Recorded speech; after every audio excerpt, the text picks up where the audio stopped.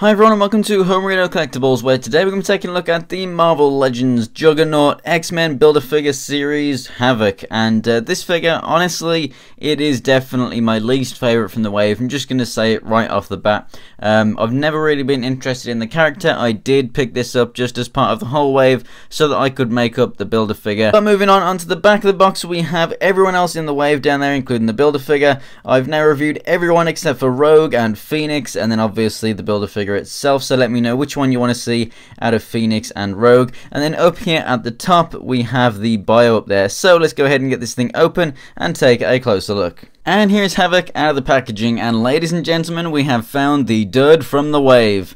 I honestly think that the only way that you can like this figure is if you are a massive Havok fan. Otherwise, I think it's quite a big disappointment. For starters, though, it does look a hell of a lot better than the classic version from Toy Biz. So obviously, two completely different costume styles. So you could like this one more, or you could like this one more, depending on your preference.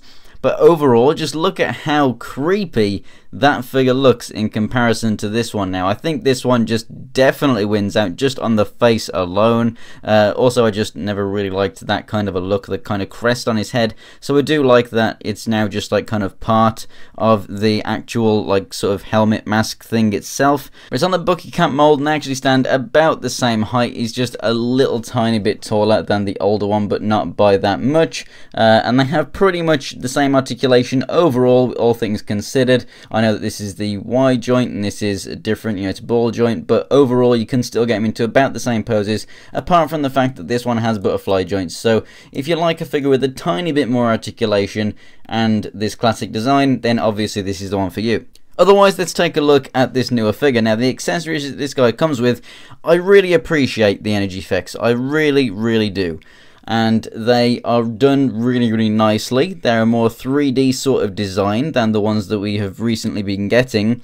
And the build-up of translucent plastic in these balls make them look like a different, shade of blue, and that looks really nice. You get two of them. You can slot them onto the wrist right there, or you can rest it between the arms, and it looks like he's firing from his chest.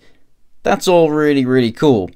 However, we've been getting so many of these energy effects that just look so similar lately, the other style, that I'm just bored of them now. I want something completely different. I want completely different effects with all of my figures, not just the same sort of things just clip onto the wrist and there you go. I'm really bored of these. I don't want any more like this at all whatsoever. I want completely different accessories.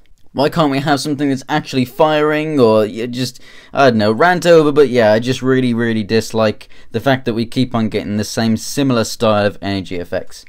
Now onto the figure itself, the actual body, it's the Bucky Cap mold, and I absolutely love the Bucky Cap mold. It's one of my favourite figures itself, the actual Bucky Cap. And every figure that's come out since then has been good in my books in terms of the mold itself, so I'm really happy with the articulation and everything. So just to throw that out there, the head moves up and down, left and right. You get the shoulders that come out this far and they ratchet all the way around, rotation at the upper part of the arm, double jointed elbows, rotation and a hinge at the wrist. We have the ab crunch that goes a little bit back, but it goes forward well. The left and right movement at the waist, the hips come out this far and they go forward and back, rotation the upper part of the thigh, double jointed knees, and then some figures have the boot cut, which this one does, and some of them don't, and then the feet go up and down, and then we have a swivel right there as well. So overall, articulation is really nice. The head sculpt, I do actually like the look of this face. The eyes are painted pretty cleanly and everything, and then the paint on the chest there is done pretty cleanly. Everything else kind of sucks. The silver, as you can see, it's just built up in those corners a little bit too much. It's not very clean around the edges of the lines there. It doesn't meet up properly here. Down at the wrists, you can see it's just a little fuzzy at the edges of the lines. We're getting a kind of fuzzy line at the bottom of this waist piece right here. It's overall just a bit sloppy. Now, the coverage is really good. I love the look of the silver. It's really metallic. Now, the reason I'm giving this figure such a hard time is because it should have been such a simple one to make.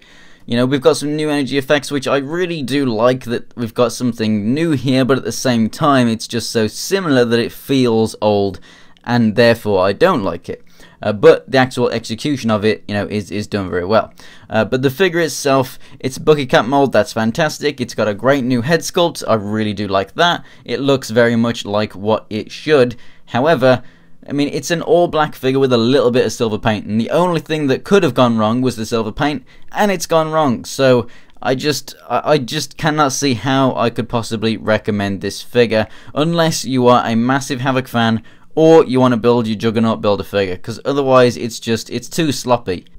And also because the wave is filled with such amazing other figures, pretty much all of the others, it just really stands out as just being so plain and so bland. So yeah, they really needed to up their game with this figure.